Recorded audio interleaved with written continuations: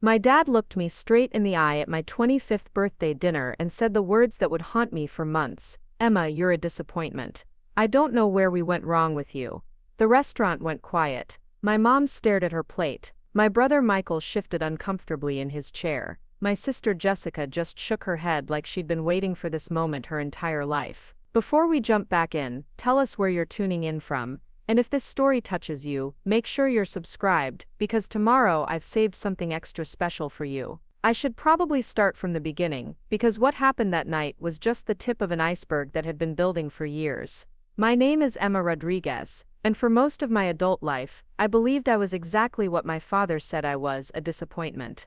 I wasn't married at 25, I didn't have kids, I wasn't climbing any corporate ladder. Instead, I was working part-time at a local bookstore and spending most of my free time volunteering at the animal shelter downtown. To my family, especially my dad Carlos, this made me a failure. He ran a successful construction business, the kind of man who measured worth in dollar signs and achievements you could frame on a wall. My brother Michael followed in his footsteps, became an engineer, bought a house in the suburbs, married his college girlfriend, and had twins by the time he was 24. Jessica became a nurse, which at least impressed our parents because it was a respectable profession, even though she spent most of her salary on designer handbags and weekend trips to wine country. Then there was me, the odd one out, the one who couldn't seem to get her life together, at least not in the way they understood success. I lived in a tiny studio apartment above Mrs. Chen's bakery, drove a 15-year-old Honda Civic that made concerning noises when I turned left, and had exactly $437 in my savings account. Not exactly the picture of achievement my father had envisioned for his youngest daughter. The birthday dinner was supposed to be a celebration. Mom had made reservations at Antonelli's, this Italian place downtown, that the family considered fancy because they didn't give you free bread until after you ordered. I'd been dreading it all week, not because I didn't want to see my family, but because these gatherings always felt like performance reviews where I was perpetually failing. I showed up wearing the nicest dress I owned, a simple black number I'd bought at a thrift store, and altered myself. I'd even splurged on getting my hair done at one of those budget salon chains, hoping maybe if I looked the part, the evening would go smoother. I should have known better. The criticism started before the appetizers arrived. Dad asked about my job situation, and when I mentioned I was still at the bookstore, he sighed like I'd personally wounded him. Mom asked if I was seeing anyone, and when I said no, she exchanged one of those looks with Jessica that made my stomach twist. Michael, trying to be the peacekeeper he'd always been, changed the subject to something safe, but even that felt patronizing. Emma's always been creative, he said, like creativity was a consolation prize for not being successful. Remember how she used to write those stories when we were kids? Stories don't pay the bills, Dad muttered, not even looking up from his menu. That's when Jessica decided to twist the knife. At least Michael and I turned out normal. Emma's always been different. Remember in high school when she wanted to study veterinary medicine? Thank God you talked her out of that nonsense, Dad. I felt my face flush hot. I did remember. I remembered having dreams, having plans, having a clear vision of what I wanted my life to look like. I remembered the acceptance letter to the pre-veterinary program at State University, the one I'd hidden in my bedroom for weeks before finally throwing it away. I remembered Dad telling me that veterinary school was too expensive, too competitive, too risky for someone like me. Someone like me was his favorite phrase. Someone like me couldn't handle the pressure. Someone like me wasn't cut out for that kind of responsibility. Someone like me should probably aim lower, be more realistic, stop reaching for things that were clearly beyond my grasp. I'd listened to him. At 18, I'd believed he knew better. I'd enrolled in community college instead, studied general education requirements, while working nights at a grocery store to help with tuition. I'd told myself it was temporary, that I'd transfer to a 4-year university once I figured things out. But figuring things out took longer than I expected, and before I knew it, I was 23 with an associate's degree in nothing particular, and no clear path forward. The bookstore job had started as a temporary thing too. Just something to pay rent while I decided what came next. But I loved it there. I loved recommending books to customers, loved the quiet afternoons when I could read between tasks, loved how the owner, Mr. Patterson, never made me feel stupid or small. He was getting older, talking about retirement, and had even mentioned that he might want to sell the store to someone who understood its soul. That someone could have been me, if I'd had any money, any credit, any belief in my own capabilities. But sitting at that restaurant table, watching my family dissect my life choices like they were performing surgery, I felt like the 18-year-old girl who'd thrown away her dreams because someone told her they were too big. The main course arrived, and with it more commentary. Dad talked about a client whose daughter had just graduated medical school. Mom mentioned our neighbor's son, who'd gotten promoted to manager at his accounting firm. Jessica brought up a friend from nursing school who'd just bought her second investment property. Every story felt like a pointed reminder of what I wasn't accomplishing. I tried to change the subject, mentioning a book club I'd started at the shelter for kids who were waiting for their families to adopt pets. I thought they might appreciate that I was doing something meaningful, even if it wasn't profitable. But Dad barely listened before launching into another lecture about how volunteer work was nice and all, but it wasn't a career plan. "You can't save every stray animal, Emma," he said, cutting into his steak with unnecessary force. "At some point you need to focus on saving yourself." That's when Michael tried to defend me again. Bless him, Emma's doing important work at the shelter. She's making a difference in her community. Making a difference doesn't pay student loans, Dad shot back. Making a difference doesn't buy health insurance. Making a difference doesn't secure your future. Not everything is about money, I finally said, my voice quieter than I intended. The table went dead silent. Dad set down his fork and looked at me like I'd just announced I was joining a cult. Not everything is about money, he repeated, his voice rising slightly. Emma, everything is about money. Money is security. Money is independence. Money is the difference between having choices and being stuck with whatever scraps life throws at you. I'm not stuck, I protested. But even as I said it, I knew how weak it sounded. Aren't you? Jessica chimed in. You're 25 years old, living in a studio apartment, working part-time retail, with no prospects for advancement. If that's not stuck, I don't know what is. I wanted to argue, wanted to defend myself, wanted to list all the ways my life had value that couldn't be measured in salary figures or square footage. But sitting there, looking at my family's faces, I felt every insecurity I'd ever had come flooding back. Maybe they were right. Maybe I was fooling myself. Maybe the life I'd been building wasn't actually a life at all, just an extended adolescence that I was too immature to grow out of. That's when Dad delivered the final blow. Emma, he said, his voice taking on that tone he used to use when I was a kid and had disappointed him in some spectacular way. You're a disappointment. I don't know where we went wrong with you. Michael turned out great. Jessica turned out great. But you're 25 years old, and you're still playing dress-up with your life, pretending that good intentions and volunteer work are going to somehow magically transform into a real future. The words hit me like a physical blow. I felt my eyes start to burn, but I refused to cry in front of them. I wouldn't give them that satisfaction. Instead, I excused myself to the bathroom, where I stood in front of the mirror and tried to remember how to breathe normally. Looking at my reflection, I saw what they saw, a woman who looked younger than her age, wearing a thrift store dress and budget salon hair, with nothing impressive to show for a quarter-century of existence. I saw someone who'd spent years making small, careful choices instead of big, bold ones. Someone who'd let fear and self-doubt talk her out of the life she'd actually wanted. But I also saw something they didn't see, something I was just beginning to recognize myself. I saw someone who showed up. Someone who cared deeply about things that mattered. Someone who made other people's days a little brighter, even if she couldn't seem to brighten her own.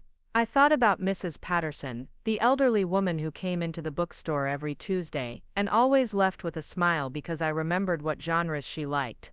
I thought about Marcus, the 8-year-old boy at the shelter, who'd been too shy to read aloud until I started our book club. I thought about the dozens of animals I'd helped place in loving homes, and the families I'd watched light up when they found their perfect companion. None of it paid particularly well. None of it impressed my father.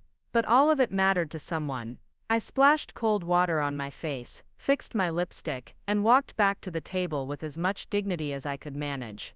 The conversation had moved on to safer topics, but the damage was done. I made it through the rest of dinner, even managed to smile when they brought out a small cake with 25 candles, but inside I was reeling. When we were getting ready to leave, Mom pulled me aside. For a moment, I thought she might apologize for Dad's harshness, or at least acknowledge that his words had been cruel.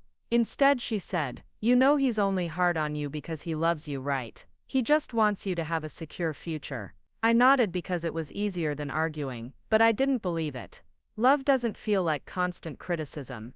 Love doesn't feel like being told you're not good enough, not smart enough, not ambitious enough. Love doesn't feel like having your dreams dismissed before you even get a chance to chase them. I drove home in my noisy Honda, replaying the evening in my mind. By the time I got to my tiny apartment, I'd convinced myself that maybe they were right. Maybe I was a disappointment. Maybe I had been kidding myself about the value of my choices. Maybe it was time to grow up and figure out how to be the kind of person my family could actually be proud of. I spent the next week in a fog of self-doubt. I showed up to work at the bookstore, but my heart wasn't in it. I went through the motions at the shelter, but even the animals seemed to sense that something was off. I'd lost my usual enthusiasm for the things that normally brought me joy. Mr. Patterson noticed first. He was a kind man in his 70s who'd owned the bookstore for 40 years, and he had a way of reading people almost as well as he read books. "You've been quiet lately," he observed on Thursday afternoon, when the store was empty except for us and Mrs. Chen was making something that smelled like cinnamon rolls next door. "Everything all right?" I told him about the birthday dinner, about my father's words, about how I was starting to question everything I thought I knew about my own life. He listened without interrupting, occasionally nodding, never once making me feel stupid for being upset. When I finished, he was quiet for a long moment. Then he said something that surprised me. "You know, Emma, I've been in business for 4 decades. I've seen a lot of young people come through here, and I can usually tell within a few weeks which ones have something special and which ones are just passing through." He gestured around the store, at the carefully curated shelves, the cozy reading nooks, the handwritten recommendation cards that I'd started making for customers. "This place has never been more alive than it has since you started working here. You care about books the way they deserve to be cared about. You understand that what we do here isn't just retail, it's community building. It's creating a space where people can discover new worlds, new ideas, new versions of themselves." I felt tears pricking at my eyes again, but this time they weren't from hurt or shame. "Your family sees success as a straight line," he continued. "Point A to point B, with measurable milestones along the way. But some of the most important work in the world doesn't follow straight lines. Some of the most valuable contributions can't be quantified on a resume or a tax return." He paused, seeming to consider his next words carefully. "I've been thinking about retirement a lot lately. This store has been my life's work, and I want to make sure it goes to someone who will preserve what makes it special. I'd like that someone to be you, Emma. I'd like to help you buy this place." I stared at him, certain I'd misheard. "Mr. Patterson, I don't have any money. I don't have business experience. I don't have—" "You have something more valuable than money," he interrupted gently. "You have vision, you have heart, you have the respect of every customer who walks through that door. The rest we can figure out together." I walked home that night, feeling like the world had shifted on its axis. For the first time in years, someone had seen potential in me instead of disappointment. Someone believed I was capable of more than I'd ever believed about myself. But the voice in my head, the one that sounded suspiciously like my father, kept whispering doubts. Who was I kidding? I couldn't run a business. I didn't know anything about profit margins or inventory management, or tax codes. What if I failed spectacularly and proved my family right about everything? I called my friend Sarah that night. We'd known each other since high school, and she was one of the few people who'd never made me feel like I needed to apologize for my life choices. She listened to everything, from the birthday dinner disaster, to Mr. Patterson's unexpected offer. "Emma," she said when I finished, "do you hear yourself?" Preparing and narrating this story took us a lot of time, so if you are enjoying it, subscribe to our channel. It means a lot to us. Now back to the story. "You're talking about this incredible opportunity, like it's a burden instead of a gift. When was the last time someone believed in you this much? But what if I fail? What if you succeed?" The question hung in the air between us. What if I succeeded? What if I could actually run a bookstore, build something meaningful, create a life that felt authentic to who I actually was, instead of who my family thought I should be? "There's something else," Sarah said quietly. "Something I've never told you, but maybe now is the right time." I waited, sensing that whatever she was about to say was important. You know how you've always been different from your family? How you've always seemed to care about things they don't understand? Yeah, unfortunately, Emma, there's a reason for that. A reason that goes deeper than just personality differences or different values. My heart started beating faster. What do you mean? I mean, there are things about your past, about your family that you don't know. Things that would explain why you've never quite fit into the box they've tried to put you in. I sat up straighter, suddenly wide awake. Sarah, what are you talking about? I can't tell you everything over the phone, she said. But I think it's time you knew the truth about who you really are. Can you meet me tomorrow after work? I agreed, my mind racing with possibilities. What could she possibly know about my past that I didn't? What truth was she talking about? And why had she kept it from me all these years? The next day at work dragged by slower than ever. I kept checking the clock, counting down the hours until I could meet Sarah and finally get some answers. Mr. Patterson seemed to sense my distraction, but didn't press me about it. He just smiled and told me to take my time thinking about his offer, that good decisions shouldn't be rushed. Finally 5 o'clock arrived. I met Sarah at Rosie's Diner, the same place we'd been going since we were teenagers. She was already in our usual booth when I arrived, looking nervous in a way that made my stomach clench. Before I tell you this, she said as I sat down, I want you to know that I've wanted to say something for years. But it wasn't my secret to tell, and I wasn't sure if knowing would make things better or worse for you. Sarah, you're scaring me. She took a deep breath. Emma, do you remember anything about when you were very little? Before you started school? I frowned, trying to think back. Not really. Just bits and pieces. Why? Do you remember being in the hospital when you were 4? A vague memory flickered at the edge of my consciousness. White walls, the smell of disinfectant. My mother crying, sort of. I remember being sick, but Mom always said it was just a bad case of pneumonia. Sarah shook her head. It wasn't pneumonia, Emma. You were in the hospital for 3 months. You almost died. The world seemed to tilt around me. What are you talking about? My mom was a nurse at Children's Hospital back then. She was part of the team that took care of you. Emma, you had leukemia, childhood leukemia. You were so sick that the doctors weren't sure you were going to make it. I felt like all the air had been sucked out of the room. That's impossible, someone would have told me. My parents would have. Your parents made the decision not to tell you, Sarah interrupted gently. After you recovered, they decided it would be better if you didn't know. They thought it would be too traumatic, too scary. They wanted you to have a normal childhood. My mind was reeling. Leukemia. I'd had cancer as a child and no one had ever told me. But how do you know all this? Because my mom never forgot you. She said you were the bravest little girl she'd ever seen. Even when you were at your sickest, you never stopped asking about the other kids in the ward. You would make drawings for the nurses, tell stories to the younger patients. You turned that entire floor into a brighter place, just by being yourself. Tears were streaming down my face now, but I barely noticed them. Why are you telling me this now? Because there's more, Emma. The treatment you received, the experimental therapy that saved your life, it was cutting edge at the time. But it came with side effects that your doctors warned your parents about. What kind of side effects? Sarah reached across the table and took my hand. The chemotherapy you received can cause fertility problems later in life, sometimes temporary, sometimes permanent. Your doctors told your parents that there was a chance you might never be able to have biological children. Everything suddenly made sense. The way my family had always treated me differently, the way they discouraged me from pursuing medicine, the way they'd never pressured me about marriage and kids, the way they had with Michael and Jessica. They'd known for 20 years that my future might look different from theirs, and they'd never told me. They've been protecting you from the truth, Sarah continued, but also limiting you because of it. They've spent your whole life treating you like you're fragile, like you can't handle the big challenges or the big dreams. They talked you out of veterinary school, not because they thought you couldn't do it, but because they were terrified of losing you again. I sat there in stunned silence, trying to process everything she'd told me. I'd survived childhood cancer. I was a survivor. The dreams I'd given up, the chances I'd never taken, the small life I'd been living, it had all been built on a foundation of fear that wasn't even mine.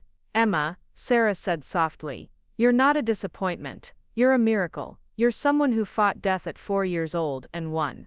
You're someone who turned a cancer ward into a place of hope and joy. You're someone who spent her entire adult life making other people's lives better, even though you didn't even know how extraordinary your own story was.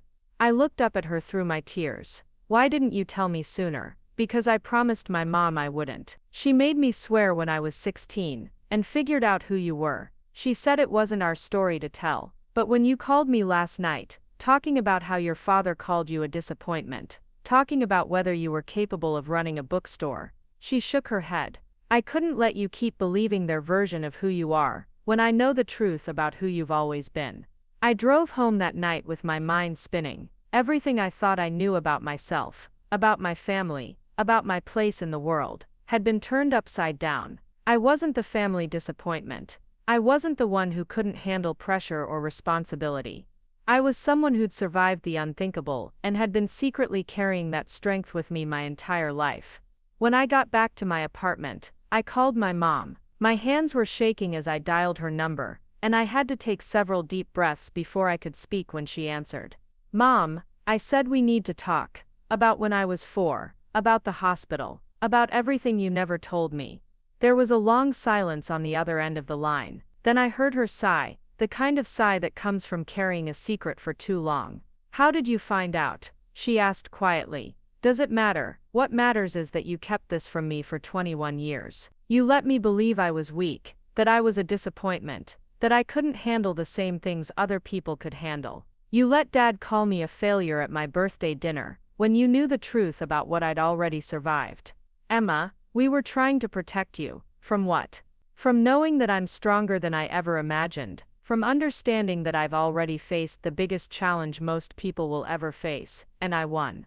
Mom started crying then, the kind of deep, painful crying that sounds like a release. You were so little, she whispered. You were so sick. We almost lost you. When you got better, we just wanted you to have a normal life. We didn't want you to grow up feeling different, feeling scared, feeling like you were damaged. But I did grow up feeling different, I said. I grew up feeling like something was wrong with me, like I couldn't live up to everyone else's expectations. Do you know how different my life might have been, if I'd known the truth, if I'd known that I was capable of fighting for something I wanted? We talked for over an hour. She told me about the sleepless nights in the hospital, about the experimental treatment, about the doctors who'd warned them about potential fertility issues. She told me about the decision they'd made to never tell me, thinking it would spare me from worry and fear. But what it had actually done was spare them from having to watch me be brave. It had allowed them to treat me like I was fragile instead of recognizing that I was already proven to be incredibly strong. When I finally hung up the phone, I felt like a different person than I'd been that morning. Not because anything external had changed, but because everything internal had shifted. The story I'd been telling myself about who I was, what I was capable of, what I deserved, all of it was based on incomplete information. I thought about Mr. Patterson's offer. A few days ago, it had seemed impossible, terrifying, way beyond what someone like me could handle. Now it seemed like exactly the kind of challenge I'd been unconsciously preparing for my entire life. I thought about my father's words at the birthday dinner. You're a disappointment. He'd said it like it was a fact, an objective truth about my character and my capabilities. But what if he was wrong? What if the disappointment wasn't in who I was, but in his inability to see who I'd always been? I spent the weekend researching everything I could about childhood leukemia, about survival rates, about long-term effects. I read stories from other survivors, people who'd gone on to live full, successful, meaningful lives. I read about the advances in treatment that had saved children like me, and I felt a profound gratitude for the medical professionals who'd fought to keep me alive. Most importantly, I started to understand that surviving cancer, even as a child, even when you don't remember most of it, changes you in fundamental ways. It gives you a different perspective on risk, on what really matters, on how precious and fragile and valuable life actually is. No wonder I'd been drawn to working with animals at the shelter. No wonder I'd found meaning in connecting people with books that could change their lives. No wonder I'd never been satisfied with the kind of conventional success my family valued. I'd been operating from a completely different framework, one that prioritized meaning over money, connection over competition, making a difference over making an impression. On Sunday evening, I called Mr. Patterson at home. I'd been working up the courage all weekend, and I knew that if I waited much longer, I'd talk myself out of it. "Mr. Patterson," I said when he answered, "I'd been thinking about your offer, about the bookstore," and I took a deep breath, thinking about the 4-year-old girl who'd fought cancer and won, who'd brought light to a hospital ward, even while she was fighting for her life.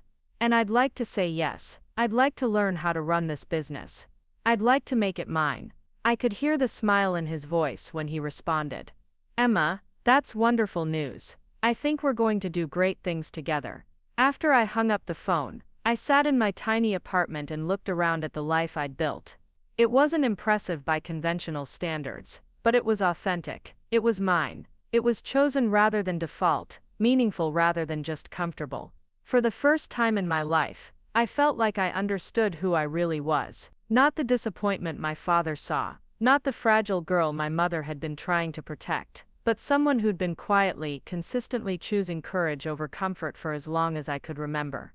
The truth about my past didn't change the facts of my present situation. I still lived in a studio apartment. I still drove a car that made weird noises. I still had less than $500 in savings. But now I understood that those things weren't evidence of failure. They were evidence of someone who'd been making choices based on different values, different priorities, different definitions of what made a life worth living. And tomorrow, I was going to start building something new. Something that honored both the little girl who'd survived the impossible and the woman who'd spent 25 years learning how to create meaning in a world that often felt meaningless. I was going to prove to myself, and eventually to my family, that their version of success wasn't the only version that mattered. That disappointment was a matter of perspective, and that sometimes the people who seem to be falling behind are actually running towards something the rest of us can't even see yet. 3 weeks after my conversation with Mr. Patterson, everything started falling apart in ways I never could have anticipated. I'd been meeting with him twice a week, going over the bookstore's financials, learning about inventory systems, understanding what it would actually take to transition from employee to owner. The numbers were daunting but not impossible, especially with his willingness to finance part of the purchase and let me pay him back over time. I felt energized in a way I hadn't experienced since I was a kid. Every morning I woke up with purpose, knowing I was working towards something that belonged to me, something that reflected my values and my vision for what a bookstore could be in the community. I'd started making lists of improvements I wanted to implement, authors I wanted to feature, events I wanted to host. For the first time in years I was planning a future instead of just surviving each day. But then my mom showed up at the bookstore on a Tuesday afternoon, and I knew immediately that something was wrong. She never came to my workplace. In all the months I'd been working there, she'd never once stopped by, never browsed the shelves, never showed any interest in what I did during my days. Now here she was, standing awkwardly between the fiction section and the front counter, looking like she'd rather be anywhere else in the world. "Emma," she said when she saw me, "we need to talk, privately." I glanced around the store. Mr. Patterson was in the back office doing paperwork, and we only had 2 customers, both of whom were absorbed in their book browsing. I led Mom to the small coffee corner we'd set up near the windows, the area where I'd been planning to expand the community events once I took over. She sat down heavily, looking older than I'd seen her look in years. There were dark circles under her eyes, and her usually perfectly styled hair looked like she'd been running her hands through it. "Your father doesn't know I'm here," she began, which immediately put me on edge. Mom and Dad were a united front on everything, always had been. If she was going behind his back to talk to me, whatever she had to say was going to be significant. "Okay," I said carefully, settling into the chair across from her. "What's going on?" She took a shaky breath, and I could see her hands trembling slightly as she folded them in her lap. "Emma, there's more to the story than what I told you on the phone. About your illness when you were little. About the decisions we made." My stomach dropped. I'd thought we'd covered everything in that long emotional phone call. I'd thought I finally had the complete picture of my childhood, of why my family had treated me the way they had, of why I'd always felt like I didn't quite fit into their expectations. "What do you mean, more to the story?" Mom looked around nervously, as if she was worried someone might overhear us, even though the store was nearly empty and quiet, except for the soft jazz music Mr. Patterson always played during the afternoon hours.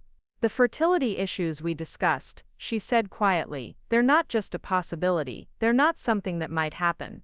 Emma, when you were 6, we took you for follow-up testing.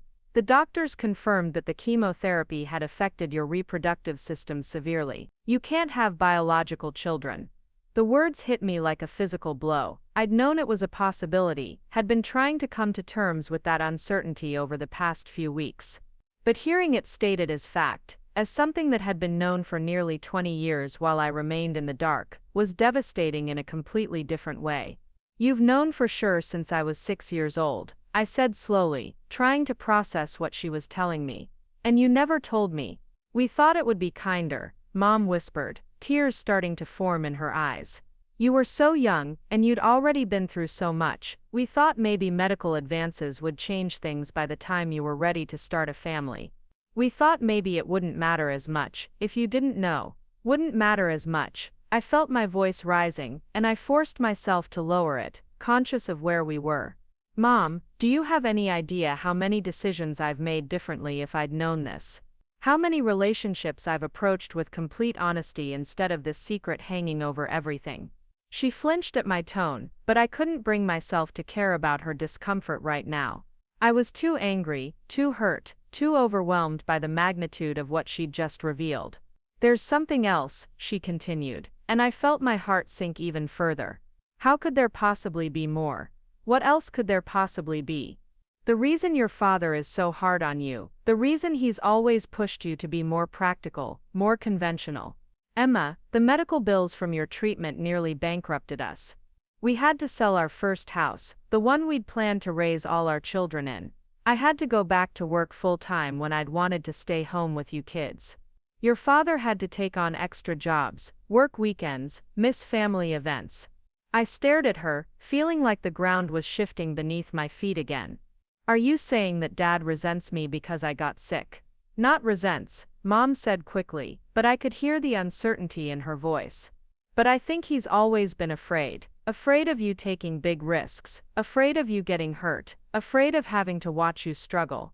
And maybe, if I'm being completely honest, afraid of having to sacrifice for you again the way we had to when you were little." The coffee shop suddenly felt too small, too warm, too suffocating. I stood up abruptly, needing to move, needing space to breathe. Mom reached for my hand, but I pulled away. "So let me get this straight," I said, pacing the small area between tables. "You've all spent my entire adult life treating me like I'm fragile and incapable, not because you were protecting me, but because you were protecting yourselves from having to deal with the consequences of my choices. That's not fair, Emma, isn't it?" I turned to face her directly. "You kept a life-changing medical diagnosis from me for 20 years because it was easier than having honest conversations about my future. You let Dad call me a disappointment because it was simpler than explaining why you've always had different expectations for me than for Michael and Jessica. You've made my entire life about managing your fears instead of supporting my dreams." Mom was crying openly now, but I found that I didn't have much sympathy left for her tears. I'd spent too many years absorbing their disappointment, trying to figure out what was wrong with me, why I couldn't seem to meet their standards or fit into their vision of success. "Emma, please," she said. "We were doing what we thought was best." "For who?" I asked. "Because it certainly wasn't best for me." That's when Mr. Patterson appeared from the back office, clearly having heard our raised voices. He took one look at the situation and approached cautiously. "Is everything all right out here?" he asked, his concern evident in his voice. "It's fine, Mr. Patterson," I said, trying to compose myself. "My mother was just leaving." Mom looked stricken. "Emma, we're not finished talking about this." "Yes, we are," I said firmly. "I need time to process what you've told me. I need time to figure out what this means for my life going forward. And I need you to leave now." After she left, Mr. Patterson didn't press me for details, but he did make me a cup of tea and told me to take the rest of the afternoon off if I needed to. Instead, I threw myself into work, reorganizing the children's section with an intensity that probably seemed bizarre to our customers, but helped me channel the storm of emotions swirling through my mind. That evening, I called Sarah and told her everything. She listened without interrupting, occasionally making small sounds of sympathy or outrage, depending on what part of the story I was recounting. "Emma," she said when I finished, "I'm so sorry. I had no idea there was more to it than what I told you. My mom never mentioned anything about confirmed fertility issues or financial problems." "It's not your fault," I said though. I felt hollowed out by the revelations. "I'm just trying to figure out what to do with all this information." I spent weeks feeling empowered by the idea that I was a childhood cancer survivor, that I was stronger than I knew. Now I feel like my entire understanding of my family dynamics has been turned upside down again. "Maybe that's not such a bad thing," Sarah said thoughtfully. "Maybe understanding their motivations, even if you don't agree with their choices, gives you more power to make your own decisions going forward." I spent the next few days in a strange emotional limbo. On one hand, I was furious with my parents for the decades of deception and the way they'd let their fears and resentments shape how they treated me. On the other hand, I was trying to process what it meant to know, definitively, that I would never be able to have biological children.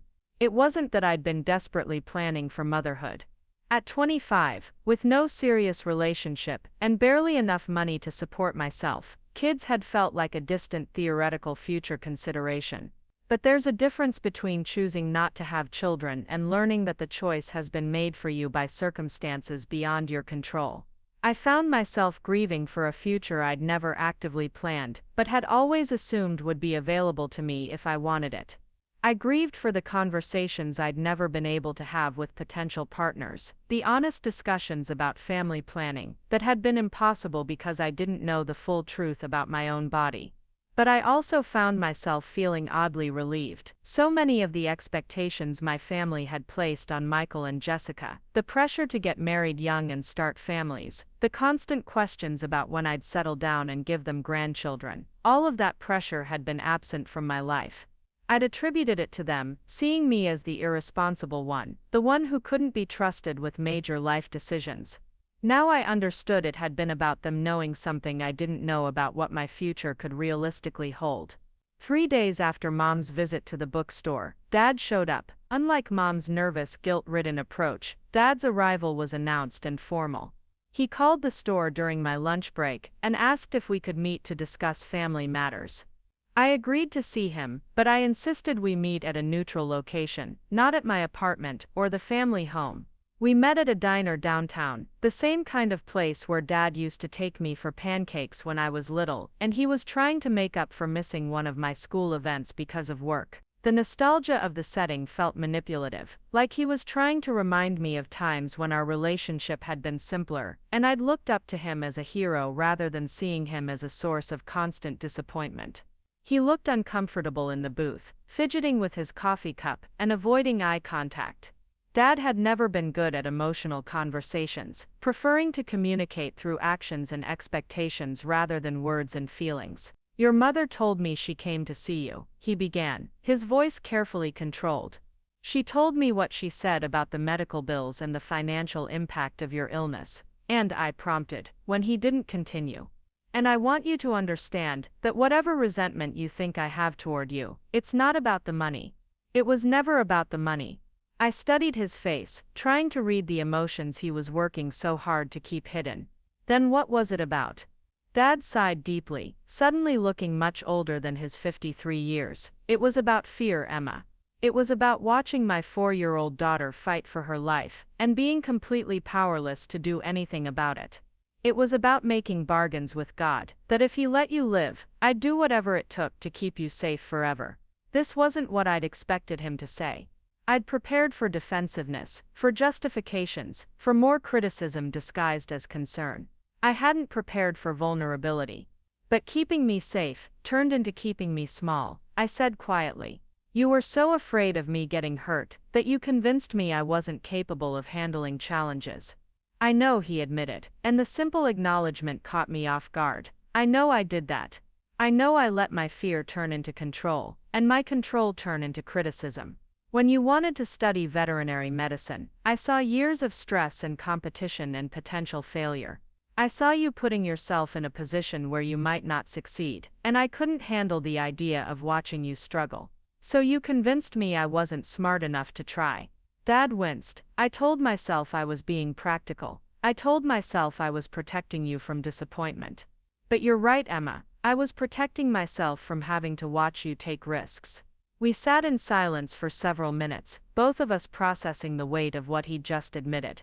Around us, the diner buzzed with the normal sounds of other people's lives, other people's conversations, other families who presumably had found healthier ways to love each other. The birthday dinner, I finally said. When you called me a disappointment. What was that really about? Dad rubbed his face with both hands, looking exhausted. It was about watching Michael and Jessica follow paths I understood, paths that felt safe and predictable. And it was about watching you choose a different path that scared me because I couldn't control it or predict where it would lead. And instead of talking to me about your fears, you decided to tear me down. I was frustrated, he said, but there was no defensiveness in his tone, just acknowledgement. I was frustrated that after everything we'd been through, after everything we'd sacrificed to keep you healthy and safe, you seemed determined to choose the hardest possible way to live your life. The hardest way.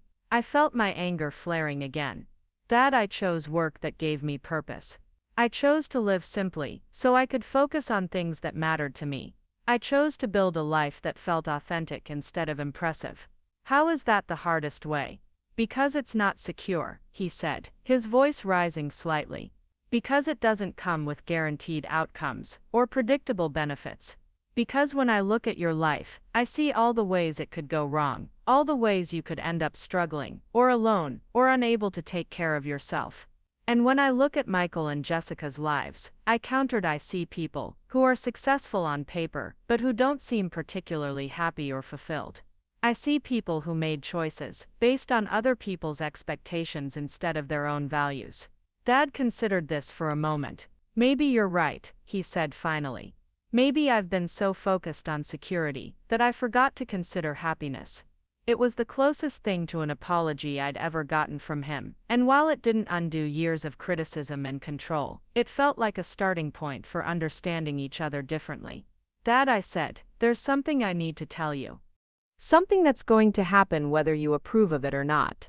He looked up at me with wariness, clearly bracing himself for whatever announcement I was about to make. Mr. Patterson has offered to sell me the bookstore. I'm going to buy it. I'm going to run my own business. Dad's initial reaction was exactly what I'd expected. A sharp intake of breath, a look of panic, the beginning of what I was sure would be a lecture about the risks of small business ownership and the importance of steady employment with benefits. But then something shifted in his expression. He really looked at me for what felt like the first time in years. Are you sure about this? He asked. But his tone wasn't dismissive. It was genuinely curious, like he was trying to understand my perspective instead of immediately discounting it. I'm sure, I said. I've been working with Mr. Patterson to understand the finances, the operations, everything involved in running the business.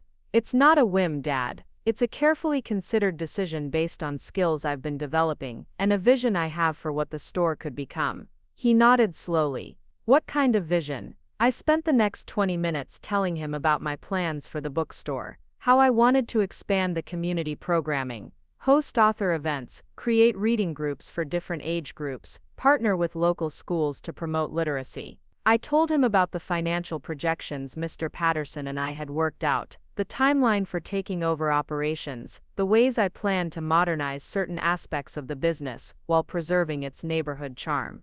As I talked, I watched Dad's expression change from concern to surprise, to something that might have been pride. When I finished, he was quiet for a long moment. Emma, he said finally, that sounds like a real business plan. It sounds like you've put serious thought into this. I have, I said. And I'm good at it, Dad. I'm good at connecting with customers, at understanding what books people need at different points in their lives, at creating a space where people feel welcome and valued. This isn't me being impractical or unrealistic. This is me finally finding something that uses my actual strengths. Dad signaled the waitress for more coffee, buying himself time to process what I'd told him. When she'd refilled our cups and moved on to other tables, he looked at me directly. "What do you need?" he asked. "What do you mean?" "I mean, what kind of support do you need to make this happen? Do you need help with the financial aspects? Do you need connections for contractors or suppliers? Do you need someone to review the legal paperwork?" I stared at him, certain I'd misheard. "Are you offering to help me?" "I'm offering to support my daughter in something she's passionate about and has clearly thought through carefully," he said. "It's about 20 years overdue, but I'm offering." I felt tears pricking at my eyes, but they were different tears than I'd been crying lately. These were tears of relief, of reconciliation, of feeling seen and supported by someone whose opinion had always mattered to me, even when his approval felt impossible to earn. "I think I have the financial aspects covered with Mr. Patterson," I said. "But having someone look over the legal documents would be helpful, and maybe, if you're willing, I'd like to have someone I trust help me think through the business planning aspects." Dad smiled, and it was the first genuine smile he'd directed at me in longer than I could remember. "I'd be honored to help with that." We spent another hour at the diner, talking through practical aspects of business ownership, discussing timelines and potential challenges. For the first time in years, Dad was treating me like an adult making a serious decision, rather than a child who needed to be protected from her own poor judgment. When we were getting ready to leave, Dad hesitated, clearly wanting to say something else but struggling to find the words. "Emma," he finally said, "I owe you an apology, a real one. I've spent years trying to keep you safe, but what I actually did was keep you small. I let my fears about losing you again turn into control and criticism. I made you doubt yourself when I should have been helping you believe in yourself." "Thank you," I said simply, because those were exactly the words I'd needed to hear. "And for what it's worth," he continued, "you're not a disappointment. You never were. You're brave in ways I never learned how to be. You're willing to risk failure for the sake of meaning, and that's something I've never been able to do." We hugged goodbye in the parking lot, and it felt different than any hug we'd shared since I was a child. It felt like a new beginning, like a relationship being rebuilt on a foundation of mutual respect rather than fear and control.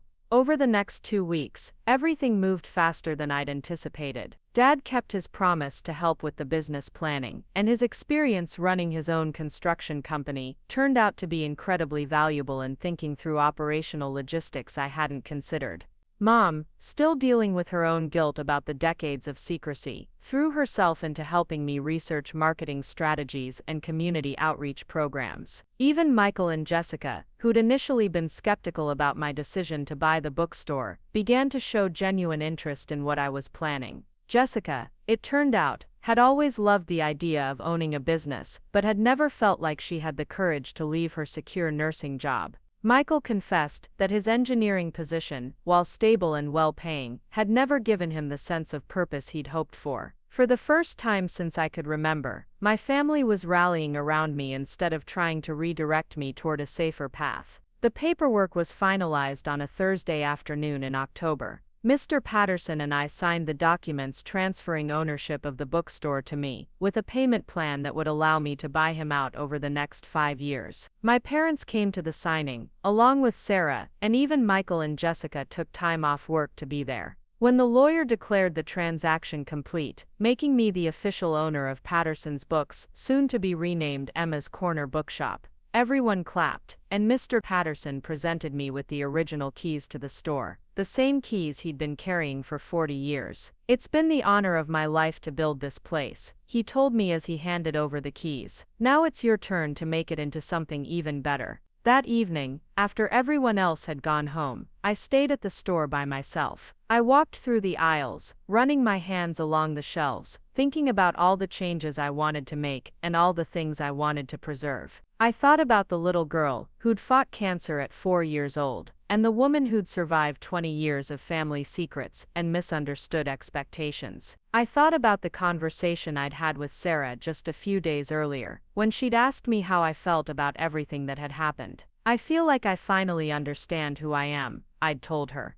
"Not who my family thought I should be, not who I thought I had to be to earn their approval, but who I actually am when I'm making choices based on my own values and my own strengths." Standing in my bookstore that first night, as the official owner, I felt that truth more deeply than ever. I was someone who'd survived the unsurvivable, and had spent her entire life since then, learning how to create meaning and connection in whatever circumstances she found herself in. I was someone who valued authenticity over appearance, community over competition, purpose over profit. I was someone who'd finally found her place in the world, not because anyone had given it to me or approved of it, but because I'd had the courage to claim it for myself. The next morning, I arrived at the store early to start implementing the first of my planned changes. I was rearranging the children's section to create a more comfortable reading area when the bell above the door chimed, and I looked up to see a woman I didn't recognize browsing the new releases. "Excuse me," she said, when she noticed me watching her. "Are you Emma?" "Yes, I am. Can I help you find something?" She smiled, and there was something familiar about her expression, though I was certain we'd never met. "My name is Dr. Rachel Chen. I was one of your doctors when you were little, when you had leukemia." My heart stopped. Of all the people I might have expected to walk into my store on my second day as owner, one of my childhood oncologists hadn't even been on the list of possibilities. "Dr. Chen," I said, setting down the books I'd been holding.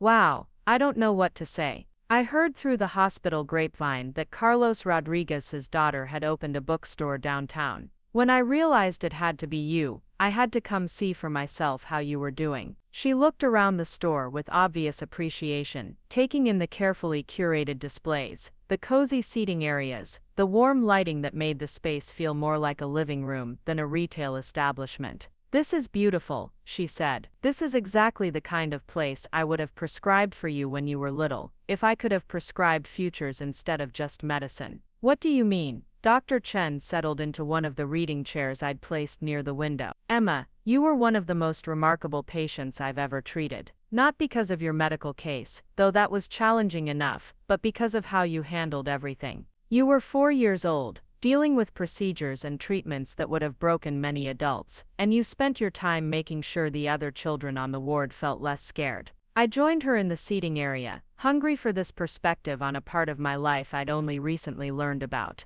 "I remember you organizing story time in the playroom," Dr. Chen continued. "I remember you making crayon drawings for nurses who were having difficult days. I remember you talking to the newer patients, the ones who were just starting treatment, helping them feel less alone. You turned a cancer ward into a community, Emma. You took the worst possible circumstances and found ways to create connection and hope." Tears were forming in my eyes as she spoke. "I don't remember much of that time. I'm not surprised. You were very young, and the treatment was intensive, but I remember thinking, even then, that whatever you ended up doing with your life, it would be something that brought people together, something that created space for healing and growth and discovery." She gestured around the bookstore, and here you are, doing exactly that, creating a space where people can find the stories they need, where community can form around shared love of reading and learning. "Emma, this is exactly who I always knew you would become." We talked for over an hour. Dr. Chen told me more about my treatment, about the experimental therapy that had saved my life, about the advances in pediatric oncology that had happened in the 20 years since my illness. She told me about other patients she'd treated, some who hadn't been as fortunate as I'd been, others who'd gone on to live full, successful lives. "There's something else I want you to know," she said, as she was getting ready to leave. "Something your parents may not have told you, or may not have fully understood themselves." "What's that?"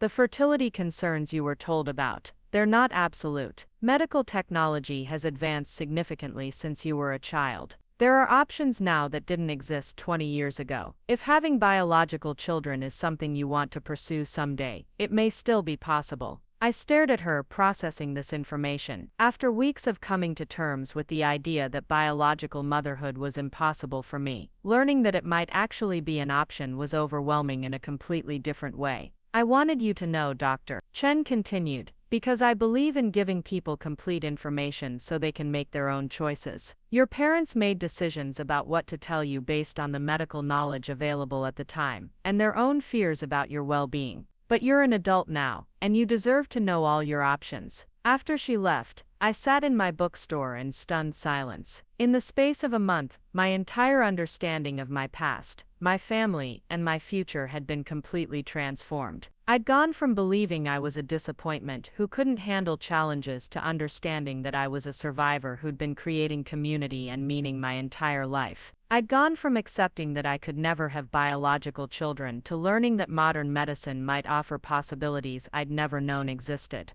But most importantly, I'd gone from living a life shaped by other people's fears and expectations to owning a business that reflected my own values and vision. I'd finally found the courage to claim the space I wanted to occupy in the world, regardless of whether anyone else understood or approved of my choices. That afternoon, I called my parents and told them about Dr. Chen's visit, about what she'd said regarding fertility options, about how it felt to finally understand the medical reality of my childhood, from someone who'd actually been there. Mom cried when I told her about the potential for biological children, apologizing again for the incomplete information she'd given me, thanking me for being patient with their mistakes and fears. Dad, in his typically practical way, asked if I wanted him to help me research the medical options Dr. Chen had mentioned, to find specialists who could give me current, comprehensive information about what might be possible. For the first time in my adult life, I felt like my parents were truly supporting me as the person I actually was, rather than trying to shape me into the person they thought I should be. As I locked up the store that evening, I realized that the disappointment my father had spoken about at my birthday dinner had never really been about me at all. It had been about his disappointment in himself, his fear that the choices he'd made as a parent hadn't adequately prepared me for the challenges of adult life. But what he hadn't understood then, and what I was only beginning to understand myself, was that surviving childhood cancer had already prepared me for challenges he couldn't even imagine. It had taught me resilience, empathy, the ability to find hope in difficult circumstances, and the understanding that life is both fragile and precious. Those weren't the kinds of lessons that could be taught through conventional parenting. They were lessons that could only be learned through experience, and they had shaped me into someone capable of creating beauty and meaning, even in the most unlikely circumstances. Standing outside my bookstore, keys in hand, looking at the sign that now bore my name, I felt something I'd never quite experienced before: complete alignment between who I was and the life I was living. Not perfect alignment, because perfection was neither possible nor necessary, but the deep satisfaction that comes from making choices that honor your authentic self, rather than trying to meet someone else's expectations. Tomorrow would bring new challenges, new opportunities, new discoveries about what it meant to run a business and build a community around shared values. But tonight, I was exactly where I needed to be, doing exactly what I was meant to do, and that felt like the opposite of disappointment. That felt like coming home. 6 months into owning Emma's Corner bookshop, I was hosting my third author event when something extraordinary happened that would change everything once again. The author was Dr. Maria Santos, a pediatric oncologist who'd written a memoir about her experiences treating childhood cancer. I'd invited her specifically because her work resonated with my own journey, though I hadn't shared my personal connection with anyone except Sarah. The event was packed. Word had spread through the community about the bookstore's author series, and we'd outgrown the small seating area I'd initially set up. People were standing along the walls, sitting cross-legged on the floor, genuinely engaged with Dr. Santos as she talked about resilience, hope, and the incredible strength she'd witnessed in young patients. During the question and answer session, a woman in the back raised her hand. Dr. Santos, what would you say to adult survivors who might not even know they're survivors? People who went through treatment as very young children and don't remember much about it. Dr. Santos smiled warmly. That's actually more common than people realize. Many childhood cancer survivors carry the strength and wisdom from their experience without conscious memory of it. I always tell them to trust their instincts, because surviving cancer, even unconsciously, shapes you in profound ways. That's when I made an impulsive decision that surprised even me. I stepped forward from where I'd been standing near the back of the crowd. I'd like to add something to that, I said, my voice carrying clearly through the suddenly quiet room. I'm a childhood leukemia survivor. I was 4 when I was diagnosed, and I only learned about it a few months ago when I was 25. The room went completely silent. I could see people turning to look at me with new curiosity, and Dr. Santos smiled encouragingly, clearly understanding that this was a significant moment for me. Learning about my past helped me understand why I've always felt drawn to creating spaces where people feel safe and supported, I continued. This bookstore isn't just a business for me. It's a continuation of something I apparently started doing when I was 4 years old in a hospital ward, bringing people together and helping them feel less alone. The applause that followed was unlike anything I'd ever experienced. It wasn't polite appreciation for a business owner's remarks. It was genuine warmth and recognition from a community that was seeing me fully for the first time. After the event, people lingered much longer than usual. Several customers approached me to share their own stories of illness, loss, or survival. A woman named Patricia told me she'd been coming to the store for months because it was the first place she'd felt comfortable spending time after her husband's death. A teenager named Alex confided that my book recommendations had helped him through his parents' difficult divorce. Dr. Santos was the last to leave. She approached me as I was stacking chairs, her expression thoughtful. "Emma," she said, "what you shared tonight was powerful, but I have a feeling there's more to your story." I paused in my chair stacking. "What do you mean?" "I mean that childhood cancer survivors often develop into adults who have an unusual capacity for healing and helping others. You've created something special here, something that goes beyond just selling books. Have you ever considered expanding your impact?" I set down the chair I'd been holding. "Expanding how?" "There's a new initiative starting at Children's Hospital," she explained. "They're looking for volunteers to work with current pediatric cancer patients, especially people who can relate to what these kids are going through. Your combination of survival experience and natural community building skills would be invaluable." The idea sent a shiver through me. Going back to the place where I'd fought for my life as a child, working with kids who were currently facing what I'd faced, felt both terrifying and absolutely right. "I'd need to think about it," I said. "Of course.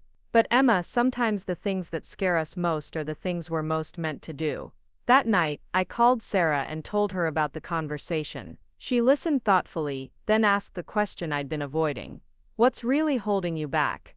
Is it fear of the emotional intensity, or is it something else?" I considered her question seriously. "I think it's fear of not being enough," I finally admitted. "What if I go in there thinking I can help these kids because I survived what they're going through, but I can't actually make a difference? What if I'm not as strong or wise or healed as I think I am?" "Emma," Sarah said gently, "you just hosted an event where you publicly shared one of the most vulnerable parts of your story, and the entire room was moved by your courage. You've built a business that's become a community hub in less than a year. You've reconciled with your family and helped them understand themselves better in the process. What exactly makes you think you're not strong enough to sit with sick kids and help them feel less alone?" She was right, of course. The fear wasn't really about my capabilities. It was about stepping fully into my identity as a survivor, claiming that part of my story completely instead of just acknowledging it privately. 2 weeks later, I found myself walking through the halls of Children's Hospital for the first time since I was 6 years old. The smells were exactly as I remembered from my vague early memories: antiseptic and floor wax, and something indefinably hopeful underneath it all. But the decor was brighter now, more colorful, clearly designed to feel less clinical and more welcoming. Dr. Jennifer Walsh, the volunteer coordinator, met me in the lobby and walked me through the orientation process. She explained how the program worked, what kinds of activities volunteers typically did with patients, what boundaries were important to maintain. "We've found that our most effective volunteers are often people who have some personal connection to what our patients are experiencing," she told me. As we walked toward the pediatric oncology ward, whether that's their own illness experience, or having a family member who went through treatment, or just a deep understanding of what it means to face uncertainty with courage. When we reached the ward, she stopped outside the playroom. Through the large windows, I could see children of various ages engaged in different activities. Some were clearly in active treatment, wearing hospital gowns and connected to IV poles. Others looked healthier, probably in maintenance phases or visiting for follow-up appointments. "Would you like to meet some of our current patients?" Dr. Walsh asked. I nodded, though my heart was racing. She opened the door and led me into the room, where a child life specialist was facilitating an art project with about 8 kids. "Everyone," she called out, "I'd like you to meet Emma. She's thinking about volunteering here, and she wanted to say hello. The children looked up with the kind of open curiosity that's unique to kids. One little girl, probably about 5 years old with a brightly colored headscarf, immediately walked over to me. "Are you going to read us stories?" she asked hopefully. "I might," I said, crouching down to her level. "I actually own a bookstore, so I know lots of good stories." "What's your favorite story?" asked a boy who looked to be about 8, his baseball cap covering what was clearly a bald head from chemotherapy. Without thinking, I found myself saying, "My favorite stories are the ones about kids who are braver than they think they are. Kids who face scary things and discover they're actually really strong." The little girl with the headscarf nodded seriously. "Like us," she said matter-of-factly. "Exactly like you," I agreed, and felt something click into place inside my chest. I spent an hour in the playroom that day, mostly listening as the kids talked about their favorite books, their pets at home, their plans for when they finished treatment. Their matter-of-fact courage, their ability to find joy and humor even in the midst of medical challenges, reminded me powerfully of what Dr. Chen had told me about my own behavior as a 4-year-old patient. When I left the hospital that afternoon, I knew I'd found the missing piece of my purpose. The bookstore was wonderful, fulfilling, exactly the right work for this phase of my life. But volunteering with these kids felt like coming full circle, like honoring the little girl who'd apparently spent her treatment time taking care of others. I officially started volunteering the following week. My role was flexible. Sometimes I read stories to individual patients who were stuck in bed for long periods. Sometimes I helped facilitate group activities in the playroom. Sometimes I just sat with kids who needed someone to listen while they processed their fears or frustrations. The work was emotionally intense in ways I'd expected and ways I hadn't. Seeing children face the same disease that had threatened my life brought up feelings I didn't know I'd been carrying. But it also felt profoundly healing, like I was finally able to contribute something meaningful to the fight that had saved my own life. 3 months into volunteering, I was reading with a 7-year-old girl named Sophia when she asked me a question that stopped me cold. "Emma, were you ever really sick when you were little?" I looked at her thoughtful face, at the IV line taped to her small hand, at the way she was holding her stuffed elephant like it was a lifeline. "Yes," I said honestly. "I had leukemia when I was 4 years old. Did you get better?" "I did get better, and so will you." Sophia considered this information seriously. "Were you scared?" "I don't remember being scared," I told her. "But I think my parents were very scared for me."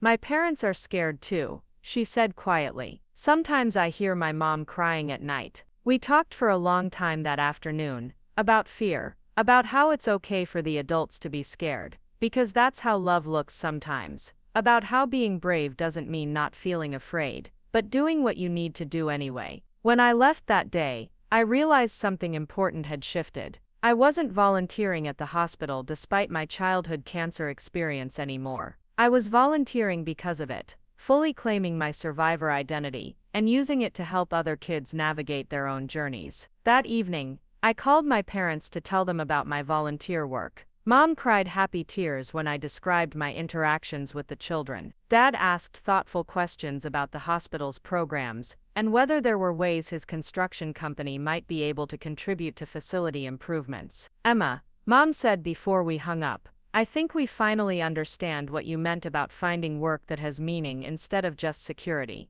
What you're doing with those children, the way you're able to help them because of what you went through, that's worth more than any salary." 6 months later, the bookstore was thriving beyond my wildest expectations. The author events had become so popular that I'd partnered with the library to use their larger space for major readings. The children's book club I'd started had grown into 3 separate groups for different age ranges. Local schools had begun bringing classes for field trips, and I'd developed relationships with teachers throughout the district. But the most meaningful development was the connection I'd built between the bookstore and my hospital volunteer work. I'd started a program where patients who were well enough could visit the store for special reading events, and I'd created a lending library at the hospital with books specifically chosen for kids going through medical treatment. The program had caught the attention of local media, and I'd been interviewed for a feature story about innovative community partnerships. When the article came out, It included a photo of me reading to a group of young patients in the hospital's family lounge, surrounded by stacks of books from my store. My family saw the article before I did. Jessica called me that morning, her voice full of something I'd never heard from her before, genuine admiration. "Emma," she said, "I just saw the newspaper article about your work at the hospital. I had no idea you were doing something so incredible." "It doesn't feel incredible," I said honestly. "It feels like exactly what I'm supposed to be doing." "That's what makes it incredible," she replied. "You found a way to turn something terrible that happened to you into something beautiful that helps other people. That's not something everyone could do." Later that day, Dad stopped by the bookstore during his lunch break. He browsed the shelves for a while, chatting with customers, observing how I interacted with people who came in looking for specific recommendations or just wanting to browse. "You know," he said as he was getting ready to leave, "I owe you another apology." "Dad, we've been through this already." "No, this is different." He leaned against the counter, looking directly at me. "At your birthday dinner, when I said you were a disappointment, I was wrong about everything, but I was especially wrong about thinking you weren't building anything substantial with your life." He gestured around the store, at the community board covered with thank you notes from customers, at the display of local authors I'd been promoting, at the comfortable chairs where people lingered long after making their purchases. "This place, what you've created here and at the hospital, it's not just substantial, it's essential. You're doing work that actually matters. Work that changes people's lives in real ways." I was so focused on traditional markers of success that I couldn't see you were already successful in the ways that actually count. "Thank you," I said, and meant it deeply. "And Emma, I'm proud of you. Not proud of what you've achieved, though that's remarkable too. I'm proud of who you are, of the person you've always been, even when I was too afraid to see it clearly." A year after buying the bookstore, I hosted a celebration event that brought together all the different communities I'd become part of. Former patients and their families, regular bookstore customers, fellow volunteers, local authors, my own family, Sarah, Mr. Patterson, even Dr. Chen and Dr. Santos came to celebrate the anniversary. As I looked around the packed store, watching kids who'd met in the hospital playroom show their parents their favorite book sections, watching my mother deep in conversation with a nurse from the pediatric ward, watching my father help Dr. Santos set up a display of her books, I felt an overwhelming sense of completeness. Not the kind of completeness that meant my life was finished or perfect, but the kind that meant all the pieces of who I was had finally found their places in a coherent whole. During my brief speech that evening, I talked about how sometimes the things that seem like endings are actually beginnings. How learning the truth about my childhood illness had felt devastating at first, but had ultimately led me to understand my own strength and purpose. A year ago, I told the gathered crowd, my father told me I was a disappointment, because my life didn't look like what he thought success should look like. Tonight, I want to tell you what I've learned about disappointment. I paused, looking around at all the faces, at the community that had formed around shared values of curiosity, compassion, and connection. Disappointment isn't about failing to meet other people's expectations. It's about failing to honor your own authentic self. For years I tried to be the person I thought my family wanted me to be, and I was miserable because it wasn't actually me. But when I started making choices based on my own values, based on what felt meaningful and true to who I really am, everything changed. I learned I wasn't a disappointment at all. I was just someone who'd been trying to live the wrong story about myself. Once I found my real story, the one where surviving cancer as a child made me stronger rather than more fragile, where caring about community was a strength rather than a weakness,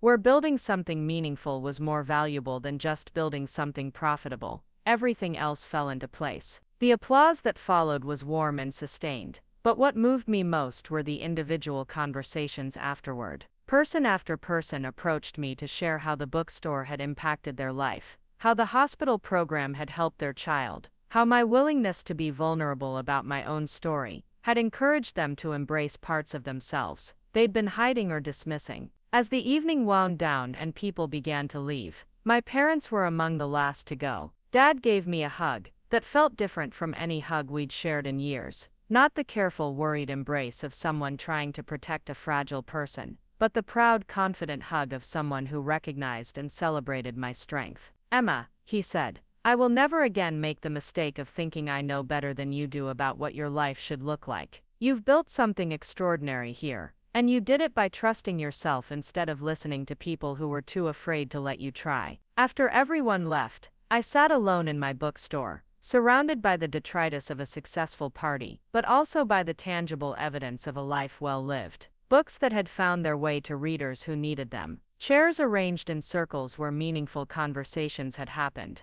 A community board dense with expressions of gratitude and connection. I thought about the little girl who'd fought for her life at 4, and somehow, even in the midst of her own battle, had found ways to help other people feel less alone. I thought about the teenager who'd given up her dreams because adults who loved her were too scared to let her chase them. I thought about the young woman who'd spent years believing she was a disappointment because she valued different things than her family valued. All of those people were me, and all of their experiences had led to this moment, to this life, to this understanding of what it meant to live authentically and purposefully. I wasn't the same person who'd sat at that restaurant table a year ago, absorbing my father's criticism and believing it might be true. But I also wasn't a completely different person. I was still someone who cared deeply about making other people feel valued and understood. I was still someone who found meaning in connection and community, rather than in traditional achievements. I was still someone who believed that how you treat people matters more than what you accumulate. The difference was that now I understood those qualities as strengths rather than weaknesses, as evidence of wisdom rather than evidence of failure to grow up properly. Standing in my bookstore that night, keys in hand, looking at everything I'd built, and everything I'd discovered about myself in the process, I felt something I'd never experienced before. Complete alignment between who I was and how I was living. I wasn't a disappointment. I never had been. I was exactly who I was supposed to be, living exactly the life I was meant to live, making exactly the contribution to the world that only I could make. And that felt like the most successful thing of all. Up next, you've got 2 more standout stories right on your screen. If this one hit the mark, you won't want to pass these up. Just click and check them out.